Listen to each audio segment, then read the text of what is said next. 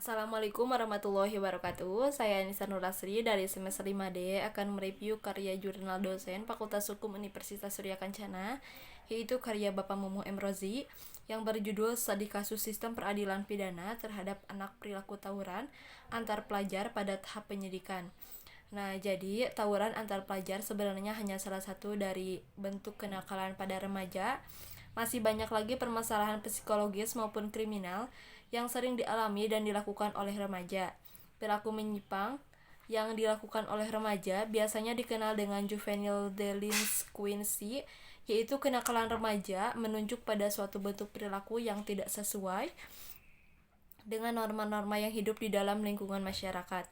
Tawuran pelajar dapat disebabkan oleh dua faktor, yaitu faktor internal dan faktor eksternal, dan yang menjadi latar belakang anak melakukan tawuran pelajar di wilayah Kecamatan Nagrag Kabupaten Sukabumi, yaitu disebabkan oleh kurangnya pemahaman nilai-nilai agama, lemahnya pengawasan dan perhatian dari orang tua, adanya ajakan teman, dan karena adanya dendam terhadap sekolah lain yang berlangsung secara turun-temurun dari senior.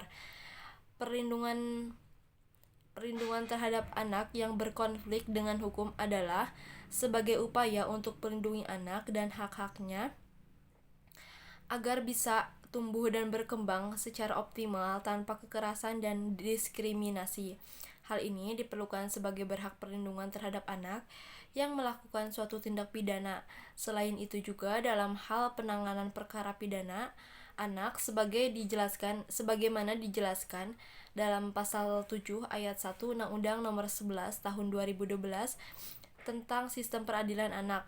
Wajib diupayakan diversi pada setiap proses peradilan anak, baik di tingkat penyidikan, penuntutan, dan tahap pemeriksaan perkara anak di pengadilan negeri. Dalam hal tindak sebagaimana yang tercantum dalam pasal 7 ayat 2, yaitu ancaman pidana di bawah 7 tahun dan bukan merupakan pengulangan tindak pidana.